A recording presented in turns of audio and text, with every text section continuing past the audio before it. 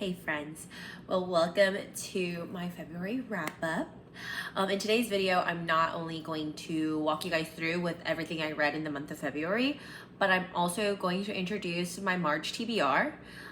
Just an FYI, I'm a really big mood reader, meaning like even if I have a TBR, it doesn't really get executed often because it really depends on the weather. And I know that sounds crazy, but depending on the weather, my mood changes, and if my mood changes, what I want to read changes.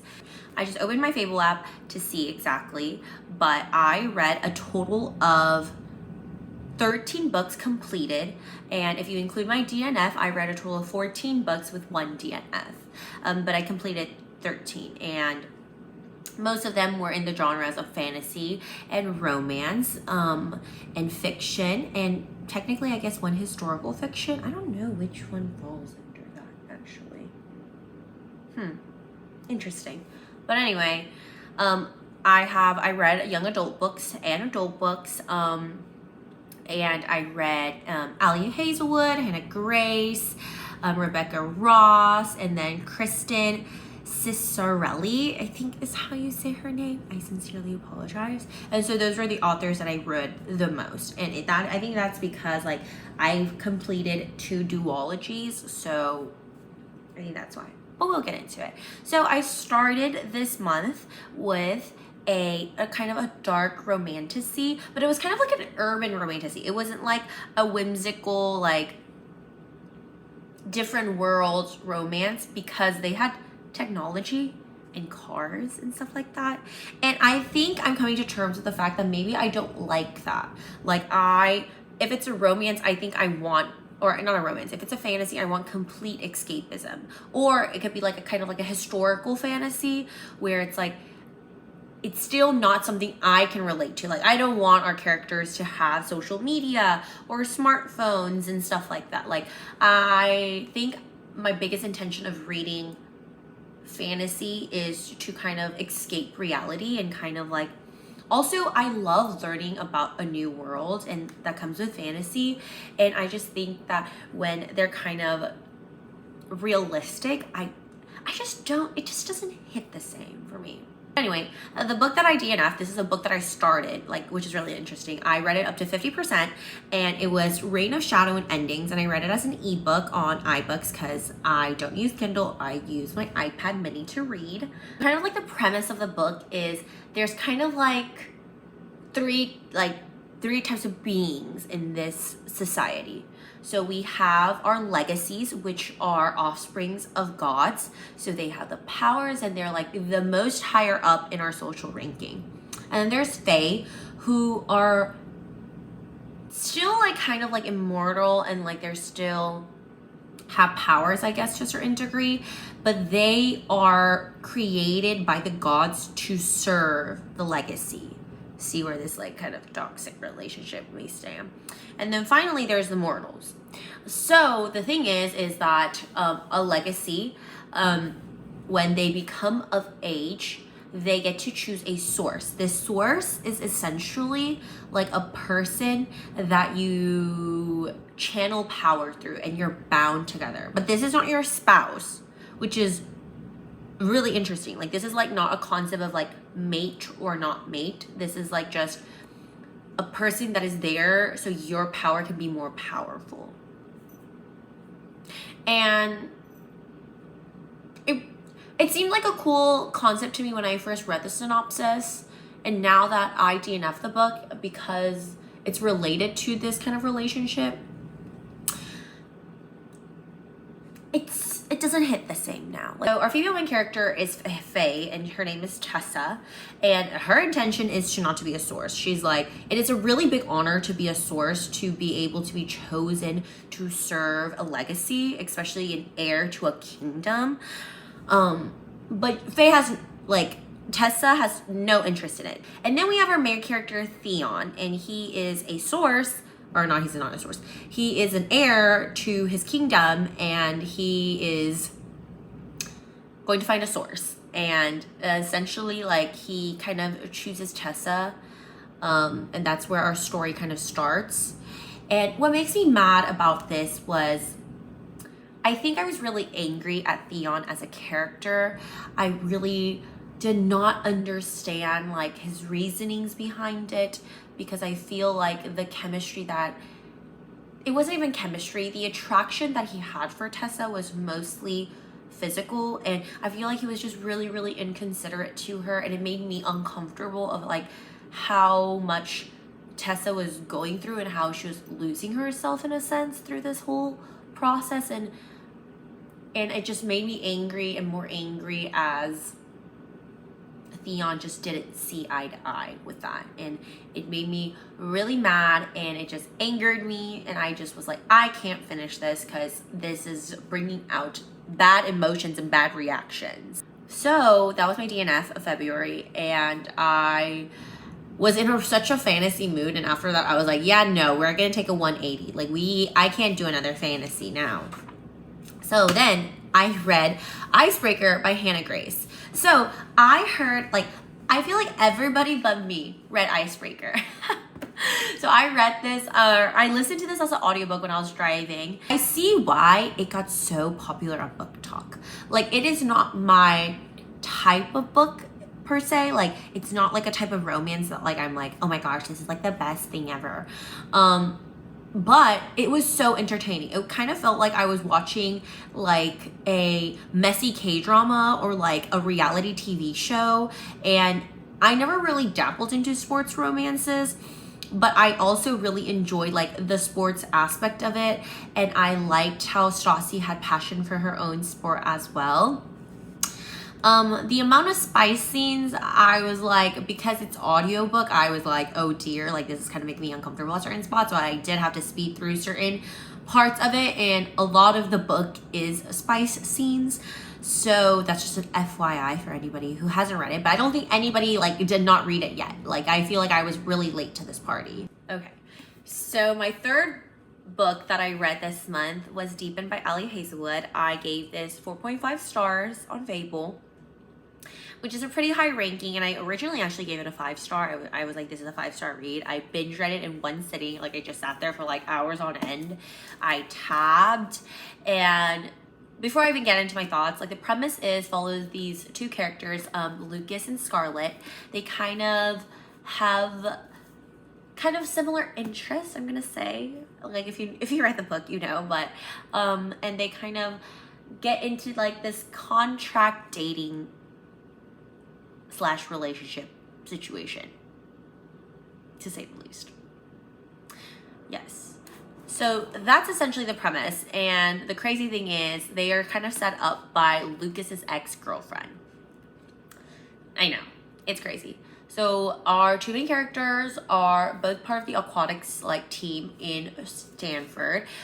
Scarlett is a diver and Lucas is a competitive swimmer, and so they're in different types of areas, so we have some sports romance going on. They kind of like are really similar to a certain degree in characters, but also very different, and that's essentially the premise without spoiling any of the details. It is a very spicy book. Like, the premise that it builds off of kind of like makes it spicy. Like, you cannot minus the spice of like how their relationship starts and why it starts, and I'm not going to go into detail with that. I went into completely blindsided. I wanted to tell you, completely blindsided. Like, I did not know what I was getting into, and I did not know Ali Hazelwood wrote this kind of books. Like, I was the same girly, you know, who was reading Love Hypothesis, like Love Theoretically. Like, she had like maybe 1 or 2 spice scenes. No, this book has a lot of spice scenes. So if you're not a spice girly, I'm not really a big spice girly, but I really enjoyed this read because I think of the main characters. My fourth read of February, I read Better Than the Movies by Lynn Painter, and I grabbed this book because it was a $5 book for Barnes & Noble for February. This was literally everywhere, and even if it was everywhere, I didn't pick it up because, once again, I was like, oh, it's so overhyped. Like, what is it? Also, I was really attracted to sprayed edges. I think this whole sprayed edge thing is like really, like, I'm eating it up. I even tabbed her as well. This was I loved it while reading it. It's another book that like I binge read. I gave it 4 stars. It follows it takes place in high school, and it follows our two characters, Wes and Liz. Wes and Liz are neighbors, and Wes is notorious for kind of making fun of Liz. And Liz is your typical, like, hopeless romantic high school girl who wants, like, a movie, like a rom-com type love life. She's a hopeless romantic. That's all she wanted, and that's a really big part of her personality. And it was just, reading it, this is just such a feel-good romance. Like, it's kind of like, the premise is kind of enemies to lovers, I guess, but it's not really high stakes enemies. They're kind of just like enemies because, like, since their childhood, Wes has made fun and, like, kind of like joked around with Liz, and Liz really got irked by it, and they have like this competition going on and stuff like that, and they follow that. So how they get close is like how she wants to kind of get close to this other guy, which was also part of their childhood group, but he moved away and he came back, and she was like, wow, he's gonna be my Prince Charming. And so she asked Wes for help, and they kind of strike a deal, and that's where it starts. Without spoiling anything, I think this is such a feel-good, just sweet, just heartwarming romance. If you want something that's like not too complicated, not too crazy, I think this is your read. And also, I think something that I loved is like, yes, the characters have flaws, but it makes sense because they're seniors in high school and they're figuring out where they want to go for college. Like, what we found serious during high school, like, they're evidently going through, and it was just so sweet to read about it. And with that perspective and understanding that they are high schoolers and how they navigate their relationships, I just think it was such a sweet read. And I know there is a second book, which is like nothing like the movies, and it follows them like during college, I believe.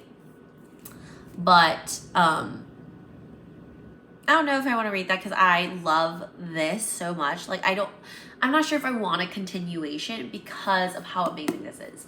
I really want to read like another Lynn Painter book after this book because, like, her writing was just so easy breezy to read, and it was just, I think her books would be perfect for March in the springtime. I read it, you know, like I said, because it was the $5 book at Barnes & Noble, and it was just such a sweet read. And I still think about how sweet Wes was. I have so many tabs of just his quotes. And Liz was also just another relatable female character because when I was in high school, I wanted the most perfect fairy tale romance. And I just feel like she reminded me of those days, and it was just such a good and easy read. My next read that I read in February was Quicksilver. This is a romantasy, and it's the first of its series, and I believe, like, I have to check the back of the book. Yeah, so this fall, the second book is coming. It was a thick read. I don't know how I ended up going from, like, romance back to a fantasy. Maybe I think at this point I was healed from my, like, trauma of, like, Onyx Storm, and also, you know, like, my DNF that I had. And this book was literally sitting, like, on the Barnes & Noble table when I first walked. Like, I opened the door to Barnes & Noble, and it was just sitting there, and it caught my eye. And then I looked at it, and then, like, it was, like, such a high stack, and it just, like, kept going down, and I was like, people must be really buying this book. I just bought it out of curiosity. I really didn't even read the synopsis in the back. When I bought it, I was just like, oh, okay, let me go grab it. So this book kind of follows our main character, Cerise. I think that's how you say her name, and Kingfisher. Cerise kind of is living in, like, the slums of her kingdom, and they're told that the Fae are these bad, terrible people, and that they should avoid them, and they have an immortal queen at this kingdom that Cerise is living at. And Cerise, like, we're introduced, like, she kind of always knew she had this kind of special power about something, and they don't really go into detail with it, but she kind of, like, this whole thing starts going downhill when she decides to steal from, like, the Queen's guards precious metal. And so she gets dragged to the kingdom and all this stuff, and this is where she encounters our main male character, Kingfisher. And he essentially, like, kind of like has a mission that needs Cerise to partake in it. and Cerise just wants to kind of like go back and like save her loved ones. I believe like 65% of the book was kind of world building. It was really slow for the 65% for me. It was just so much world building, like just explaining to us like the politics, the concept. But the last 35%, I felt like I was getting whiplash. Like so much was happening. And that's why like at first I was like, maybe I won't read the second book. And let me just like get through it. But after like the last 35% of this book, I'm like, oh, I have to read the second book now of like how it ended. Kingfisher is kind of morally gray as well. Like he's not my favorite main male character. Cerise has her flaws as well. The one thing I was really sad about it was like, I feel like there was so much opportunity for Kingfisher and Cerise to have like true authentic chemistry, but instead I think their attraction to each other was more physical, and it kind of stayed that time. So when they were like during the more vulnerable moments, it just kind of felt unjustified of why they felt so strongly of each other when it was just like kind of a physical relationship. But overall, like I enjoyed it. It was an entertaining read, even though it was such a big read. Checked on my FABLE app and it says that I gave it a 4 out of 5 stars. That's actually interesting because I thought I didn't give it that high. Honestly, looking back, and I think it's more like a 3.5 out of 5 stars for me. But I wrote in my journal how this book was a 2 out of 5, then a 3.5 out of 5, then finally a 4 out of 5. Being generous because there were moments I was kicking my feet. We shall see where this goes. So like clearly like I was kind of, I guess, entertained at very certain moments that really determined my rating at that time. Also, I just said it's like, oh, trust me, I appreciate a little bit of spice here and there, but I believe some moments it took away from the plot. I wish they shared more emotional moments to build on their chemistry. So I was really kind of homing on that. But I think overall, the best thing that came out of Quicksilver is Carry On.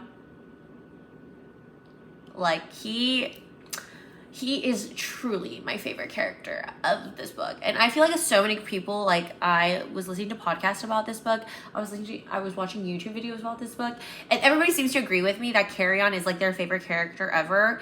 I think it's like, I want a Carry On perspective. I want a Carry On plot line. That's how much I loved him. He was the comic relief we needed. He was just a palate cleanser sometimes when the main male character got on your last nerve.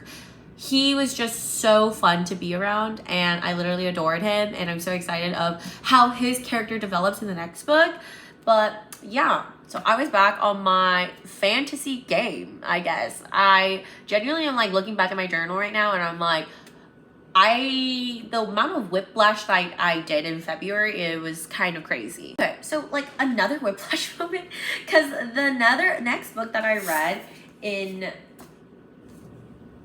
February was Wildfire, which is the second book to the Icebreaker, which is, I believe, the Maple Hill series. I gave this a 2 out of 5 stars, I believe. I can't remember much of the plot, so which says a lot. This follows Russ, which is a hockey player from Nathan's hockey team in UC Maple Hills, which is a different character than who Icebreaker follows. And it's with our female main character, Aurora. They both become kind of camp counselors at this camp that Aurora grew up in, and it's kind of like the chemistry that they build there. They both have a lot of like, I guess, like emotional baggage, and they don't really open up about it, don't know really how to be vulnerable about the topic either, because they never really had the opportunity to. But I think like with each other, there's like they kind of like start to learn how to open up and be vulnerable and be honest, and that's where like their romance starts. I think I didn't enjoy it as much as because it was just in the summer, and like I literally wrote here, it's like that some parts felt really slow, like especially in the middle when like they were like, it kind of felt redundant in a sense, I guess. Like they were like, oh, we're attracted to each other, but we're not gonna do anything. But you're like, okay, other than the physical attraction, like what are you attracted to them about? Like, do you know them? Like, they didn't really like even interact for me to be like, okay, is this attraction justified? Like, is this attraction like, do I see this? And I think I just couldn't see it. Like, I think that was like the biggest part. But then like towards the end, I definitely saw it, and I really liked Russ as a character, I think, because he was just very sweet, and I saw like he was trying to actively like work through what he was going through at home, and he had a really hard home life, and that was just really sweet. Like, I think like Icebreaker, I was really entertained at certain moments, but it wasn't like obviously like a literary masterpiece in my mind. So that's why I gave it the rating that I did, which was a 2 out of 5. And to me, a 2 out of 5 was like that. I still finished it. Like, I finished it. It was entertaining. Would I recommend it to someone? Most likely not. Like, same with Icebreaker. I think it's such a good, just entertaining read. It's a fast read as well. So if you need like a palate cleanser like I needed after a really big fantasy book, I think it's a great read. But I think other than that, like, I wasn't like obsessed about it. And like I said, like, I had to just remind myself what it was about, because I just couldn't recall on top of my head like all the information about it. As the next book I read was by Ali Hazelwood. It was another Ali Hazelwood book. It's Not in Love. I didn't read this. Like, I read a lot of Ali Hazelwood books. I think I read up to Bride, and then I think I missed this in my radar, and then I read Deep End, and I was like, where did the turn happen? Like, she was kind of writing like kind of spicy books to like completely spicy books, which was Deep End. And I was like, where did this start? This is where it started. Reading this book, it almost felt like, oh, I almost dropped that. Reading this book, it almost felt like she was like introducing what she wanted to do with Deep End to her readers, and to see kind of gauge the reaction that we will have. Like, that it felt like kind of like, so how do we feel about this style? Y'all good? This follows our two main characters, Rue and Ellie. Rue works for this company called Klein, I believe, which is owned by like one of like her friends, and Ellie is coming in kind of to buy out Klein. So it's kind of like an enemies to lovers forbidden romance, but they evidently have an attraction immediately. They both are casual daters. They're not into commitment or relationships, and they kind of navigate that through. Are trying to see like if this attraction is enough for them to commit to each other. Once again, it's like a very much a physical chemistry type of situation, a physical attraction, not much of, I feel like vulnerability in the beginning. But I think I was so baffled, or I kind of expected at a certain, like after a certain point, I expected what was coming for us, because like of like that, like the hints that Ali Hazelwood gave us throughout the book. But in the beginning, like how it ended and how I felt towards certain characters, I was like, but I won't spoil it, because like if I truly vocalize how I feel about these certain characters, that would be like truly spoiling like the major part of the book. So, and I can't do that. That would be so unfair. I gave it a 2 out of 5 stars. I think it was like another book that I was entertained to read. It was a quick, fast read. It's like a pretty like standard size romance book, and I was entertained, and I love the STEM component of it. But I think once again, it was like the lack of chemistry. I love banter. I love chemistry. I love when characters are like really vulnerable and open up to each other. I think it's like a very special moment that books have. And just not having that, I think I was kind of like saddened by that part. That's why I gave it the rating that I did. Okay. This book is You Between the Lines, and this was my next February read. And guys, this is this author, Miss Katie Naiman's debut novel. And I have a funny story. So this book, I got this book before it was supposed to be released. I guess my local Barnes is like one of those Barnes where they like put out books before they're supposed to be published. I'm not sure like how serious that is, but I didn't know we were like, I always heard of Barnes and Nobles who do that, but I didn't know like my Barnes and Noble was a Barnes and Noble that does that. And when I saw this, I was like, wait, I feel like I saw on like Goodreads that like this is not published yet. It indeed wasn't. So this follows our two main characters, Lee. It's either Lee or Lay. I say Lee because in the South, Leigh is pronounced Lee. But I think others would maybe pronounce it Lay. I don't know. This follows Lee and Will through kind of like a master's program.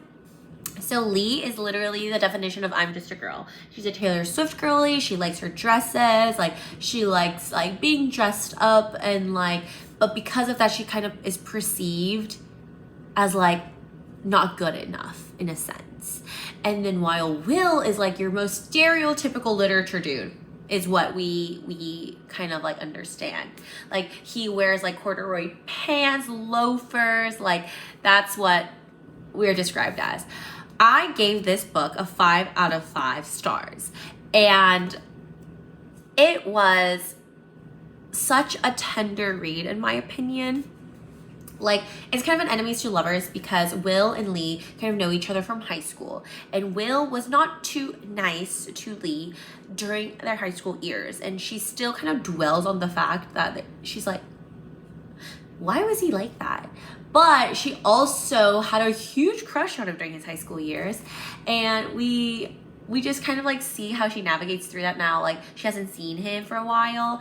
The quotes in here, because it's just so heartwarming and perfect, and I feel like their love story also is kind of like not relatable, but it's realistic to a certain degree. Like this could happen in real life. I could see this happen. It's like not outlandish. Like I can't imagine this happening. The next book that I read it as an ebook on iBooks. It was The Cheat Sheet by Sarah Adams, which is another sports romance. It's kind of like a friends to lover situation. It follows our main character who's a professional NFL player, and our female main character who is a dance teacher. So I kind of always had a crush on our main character, Nathan. And Nathan, I think, also kind of like had these, but they never really conveyed this message to each other. And they're kind of wound up in a situation where they kind of have to do like a fake dating situation. And that's where like everything goes down, essentially. It's really predictable. It's a really easy read.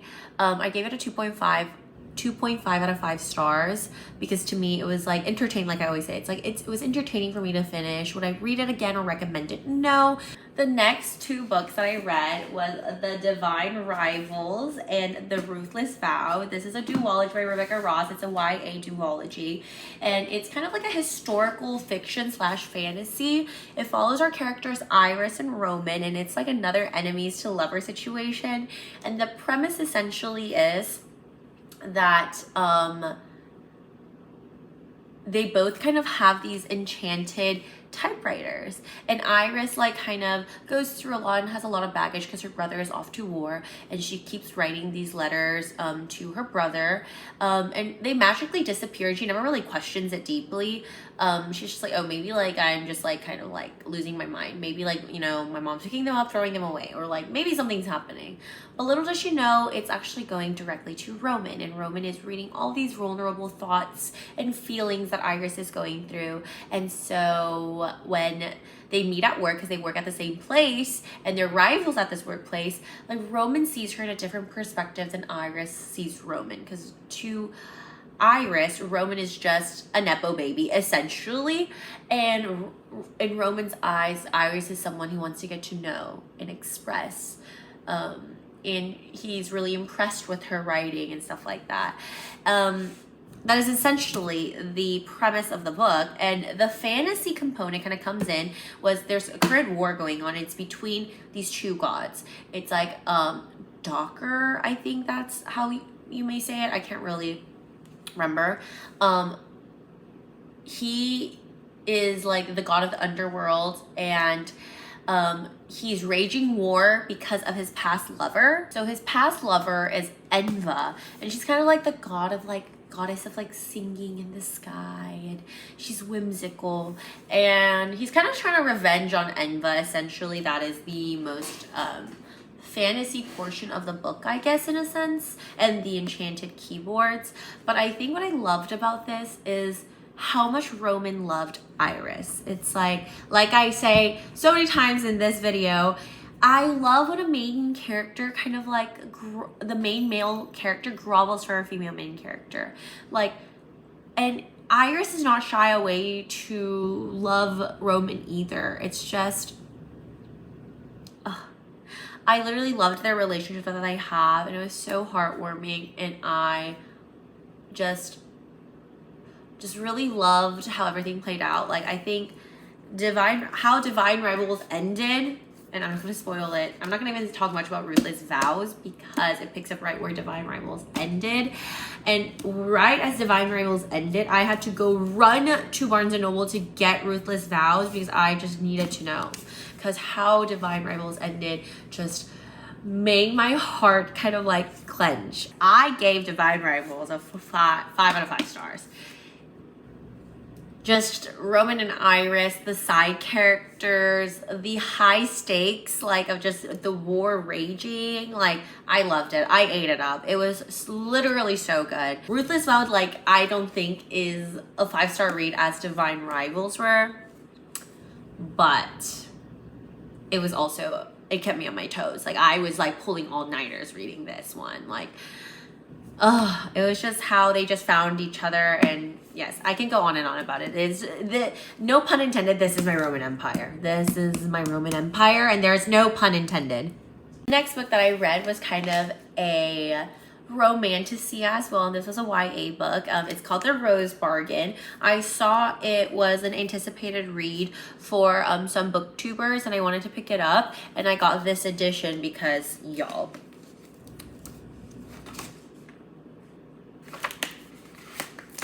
yes. If anybody read the Selection series, I read the Selection series when I was like in middle school. It feels like the Selection series, and I never read Bridgerton, but the vibes of like the dresses and balls kind of give Bridgerton vibes. So I feel like it's like a fantasy romance with a sprinkle of Bridgerton vibes, and the premise of the Selection is essentially what it was. I'm going to read off my FABLE app for this one because I didn't journal about this one. I just wrote it in my FABLE app.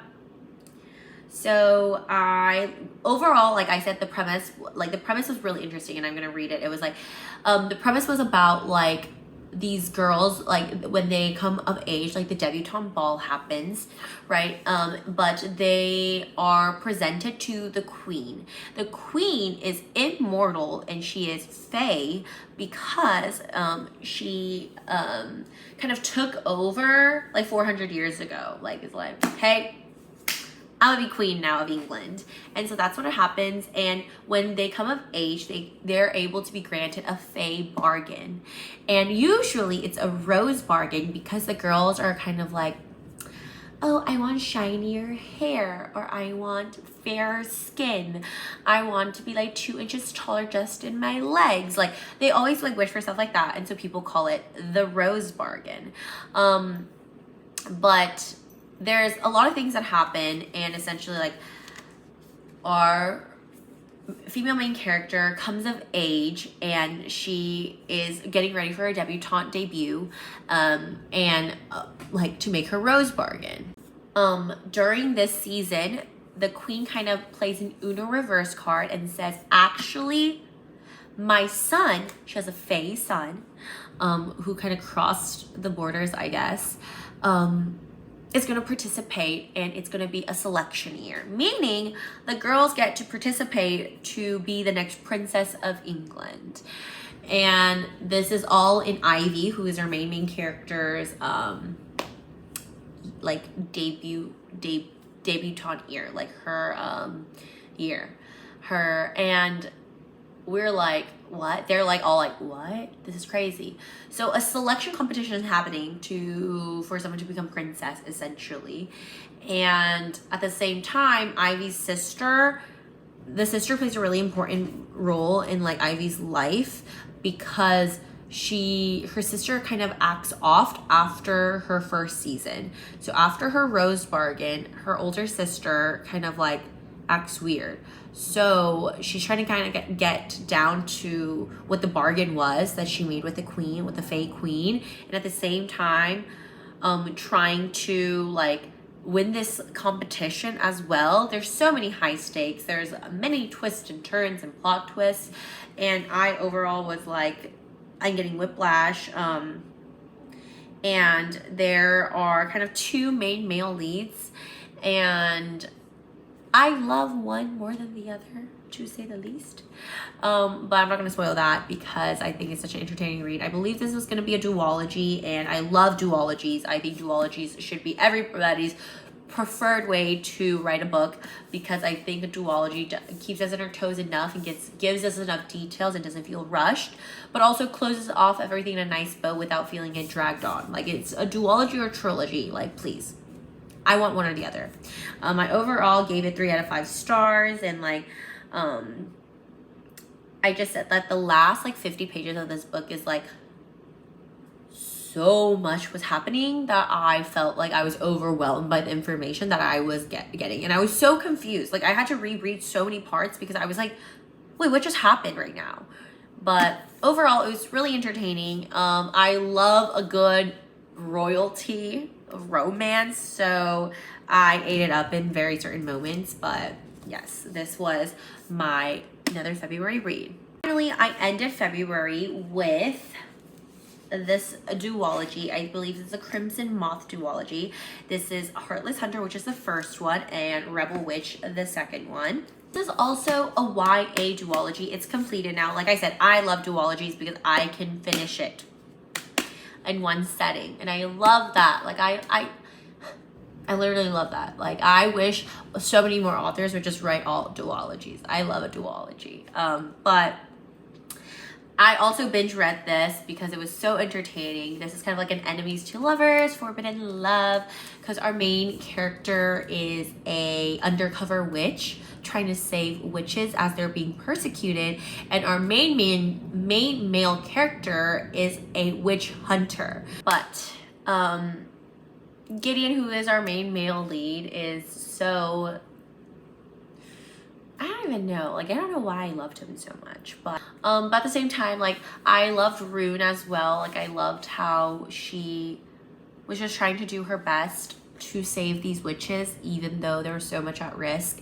And I loved her commitment to that, and I really respected it as like just a person, I guess.